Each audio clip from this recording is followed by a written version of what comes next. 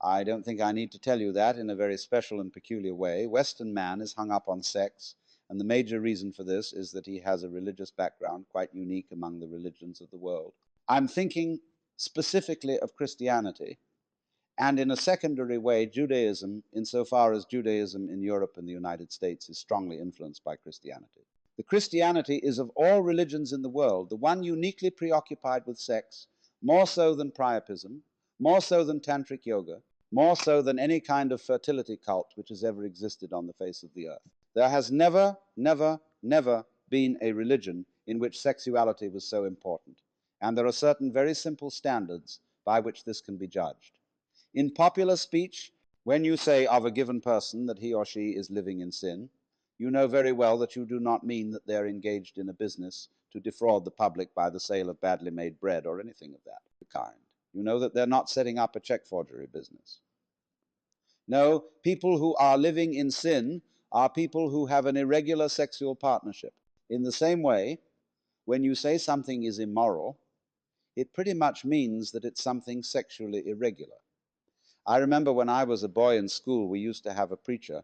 He came to us every year, the same man, once a year, and he always talked on the subject of drink, gambling, and immorality. I remember the way he rolled it round his tongue, and it was very clear what immorality was. And also I might point out that the present company accepted the Unitarian Church being somewhat unusual. Most churches in America and in England and in other parts of the Western world are, frankly, sexual regulation societies. They occasionally get excited about other moral issues, but really not very much. In other words, when you ask what can people get kicked out of church for, let's supposing you consider important ministers, bishops, priests, and so on. They can live in envy, hatred, malice, and all uncharitableness, and be in perfectly good standing, but at the moment anything about their sexual life becomes a little unusual. Out you go.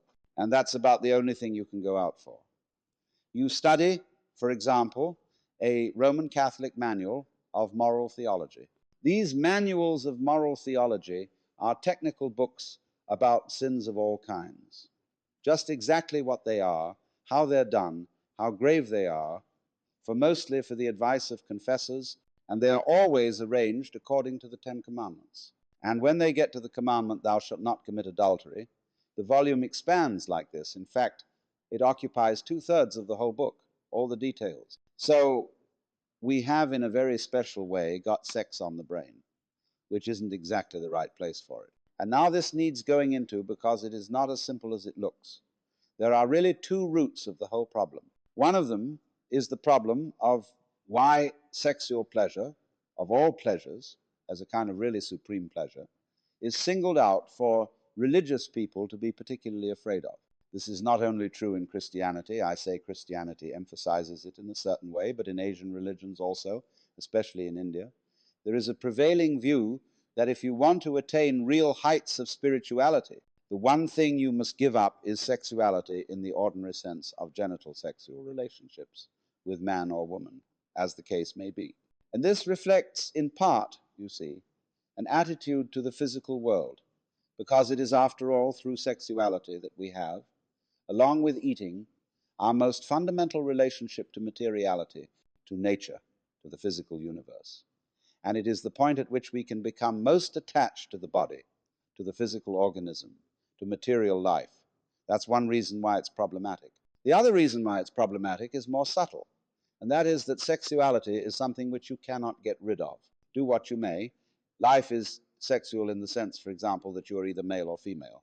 There are various other gradations, but basically they're forms of maleness and femaleness. And also that every one of you is the result of sexual intercourse. And this feature of life can be looked at in one of two ways. You can say, on the one hand, that all man's higher ideals, his spirituality and so forth, is simply repressed sexuality. Or, on the other hand, you can say that human sexuality is a manifestation, a particular form or expression of what is spiritual, metaphysical, divine, or whatever you want to call it. I hold to the latter view. I don't think that religion is repressed sexuality. I think however, that sexuality is just one of the many forms in which whatever all this is expresses itself. But you see, if this thing is something you cannot get rid of, and if you realize that indeed a way of life in which sexuality is in some way put down or repressed is nonetheless an expression of sexuality, then we come to a view of a religion in which sex is a very special taboo, which is rather unusual. It's normally said, you see, yes, that Christianity is a religion in which sex is taboo. And this is simply no getting around it. I know up-to-date ministers today who think sex is all right. It's perfectly okay if you're married and you've got a mature relationship with a woman. It's all right. And they kind of damn it with faint praise. But if you read anything of Christian writings prior, shall we say, to 1850, to set a date rather arbitrarily, you will find that it's not all right. Not at all tolerated between married couples and strictly for the procreation of children, but on the whole, to do without it is best. As St. Paul put it, it's better to marry than to burn with the fire of lust, and ultimately to burn in hell. But always consistently, there is simply no getting away from it. In all the writings of the Church Fathers, from St. Paul himself right through to St. Ignatius Loyola, or any of the great relatively modern leaders of Catholic spirituality. Or you can look at Calvin, you can look at great Protestants, John Knox. On the whole, sex is sin and sex is dirt. And you can say very simply that this is all bad and something very wrong. But I want to point out that there is another side to all this. There is no way of making a hedge grow like pruning it. There is no way of making sex interesting like repressing it. And as a result of all these centuries of sexual repression and associating it with dirt, the West has developed a peculiar form of eroticism. But that is an aspect of this whole problem which I don't think is really very profitable to explore.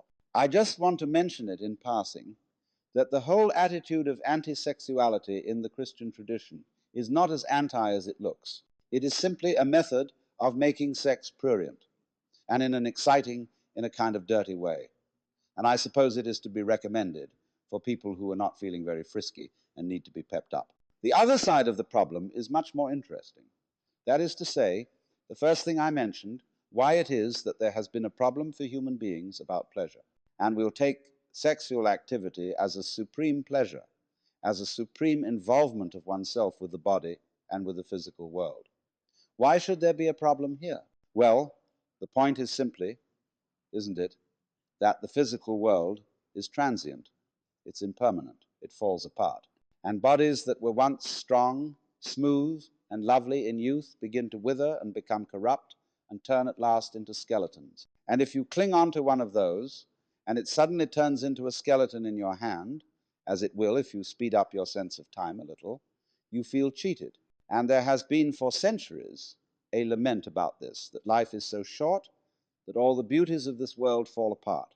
And therefore, if you're wise, you don't set your heart on mortal beauty, but you set your heart on spiritual values that are imperishable. Even that supposed tippler and rake, Omar Khayyam, says that the worldly hope men set their hearts upon turn's ashes, or it prospers, and anon, like snow upon the desert's dusty face, lighting a little hour, or is gone. And so, don't bet on that horse, and read any kind of spiritual literature you want, Christian, Buddhist, Hindu, Taoist. All of them seem to emphasize the importance of detachment from the body, from the physical world, so that you won't be engulfed in the stream of impermanence. The idea being, you see, that to the degree that you identify yourself with the body and with the pleasures of the body, to that degree you are simply going to be something that is sucked away in the course of transiency. So, therefore, hold yourself aloof, as in, for example, the advice of many Hindus in the practice of yoga. You are advised to look upon all sensory experiences as something out there which you simply witness. You yourself identify yourself with the eternal, spiritual, unchanging self, the witness of all that goes on, but who is no more involved in it than, say, the smoothness or the color of a mirror is affected by the things which it reflects. Keep your mind like a mirror, pure and clean, free from dust, free from flaws, free from stain, and just reflect everything that goes on. But don't be attached. You will find this all over the place.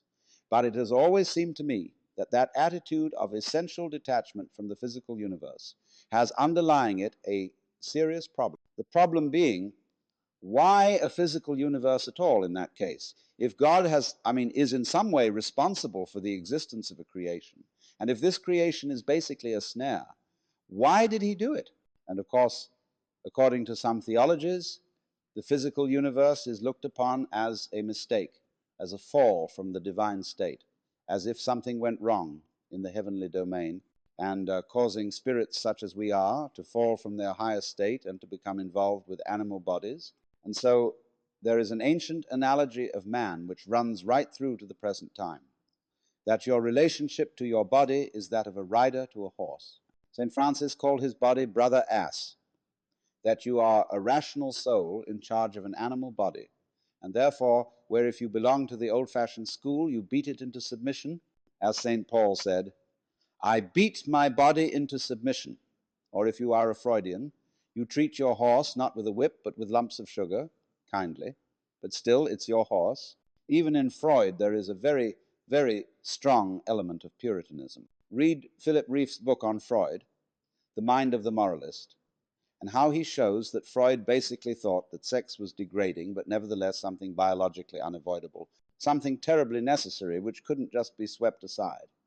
It had to be dealt with, but there is, you see, that heritage, our thinking of ourselves as divided, the ego as the rational soul of spiritual origin, and the physical body as the animal component, and therefore all success in life, spiritual success, requires the spiritualization of the animal component, the sublimation of its dirty and strange urges, so that it's thoroughly cleaned up. I suppose the ideal sexual relationship of such persons would be held on an operating table under disinfectant sprays. Now, it is of course true that the physical world, its beauty and so on, is transient. We are all falling apart in some way or another, especially after you pass the peak of youth. But it's never struck me that that is something to gripe about. That the physical world is transient seems to me to be part of its splendor. I can imagine nothing more awful than, say, attaining to the age of 30 and suddenly being frozen in that age for always and always. You would become a kind of, we would all be a sort of animated waxworks, and you would discover, as a matter of fact, that people who had that physical permanence would feel like plastic. And that is, as a matter of fact, what is going to be done about us by technology in order to attain perpetual youth. All the parts of us that decay and fall up are going to be replaced by very skillfully manufactured plastic parts, so that in the end we will be entirely made of very, very sophisticated plastic. And everybody will feel like that. And everybody will be utterly bored with each other. Because the very fact, you see, that the world is always decaying and always falling away is the same thing as its vitality. Vitality is change. Life is death. It is always falling apart. And so there are certain supreme moments, you see, that in the body we attain superb vitality. And that's the time. Make it then. That's the moment.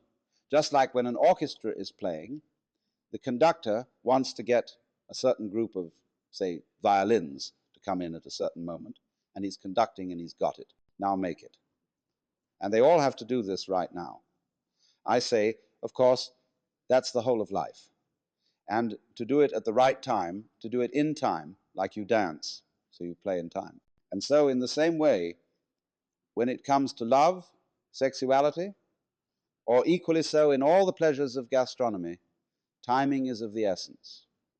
And then it's happened, and you've had it. But that's not something that one should look upon with regret. It only is something regrettable if you didn't know how to take it when it was timely. And this is really the essence of what I want to talk to you about. Because you see, to be detached from the world in the sense that Buddhists and Taoists and Hindus will often talk about, detachment does not mean to be non-participative. You can have a sexual life, very rich and very full, and yet all the time be detached. By that, I don't mean that you just go through it mechanically and have your thoughts elsewhere. I mean a complete participation, but still detached. And the difference of the two attitudes is this. On the one hand, there is a way of being so anxious about physical pleasure, so afraid that you won't make it, that you grab it too hard, that you just have to have that thing. And if you do that, you destroy it completely. And therefore, after every attempt to get it, you feel disappointed, you feel empty, you feel something was lost, and therefore you want it again. You have to keep repeating, repeating, repeating, repeating, because you never really got there. And it's this that is the hang-up. This is what is meant by attachment to this world in an evil sense. But on the other hand, pleasure in its fullness cannot be experienced when one is grasping it. I knew a little girl to whom someone gave a bunny rabbit. She was so delighted with the bunny rabbit and so afraid of losing it that, taking it home in the car, she squeezed it to death with love. And lots of parents do that to their children, and lots of spouses do it to each other. They hold on too hard, and so take the life out of this transient, beautifully fragile thing that life is. To have it, to have life, and to have its pleasure, you must at the same time let go of it. And then you can feel perfectly free to have that pleasure in the most gutsy, rollicking, earthy, lip-licking way, one's whole being taken over by a kind of undulating, convulsive ripple, which is like the very pulse of life itself. This can happen only if you let go, if you are willing to be abandoned. It's funny, that word abandoned. We speak of people who are dissolute as being abandoned. But we can also use abandon as the characteristic of a saint. A great spiritual book by a Jesuit father is called Abandonment to the Divine Providence. There are people like that who just aren't hung up. They are the poor in spirit. That is to say, they in spiritually are poor in the sense they don't cling on to any property. They don't carry burdens around. They're free. Well, just that sort of spiritual poverty, that let-go-ness, is quite essential for the enjoyment of any kind of pleasure at all, and particularly sexual pleasure.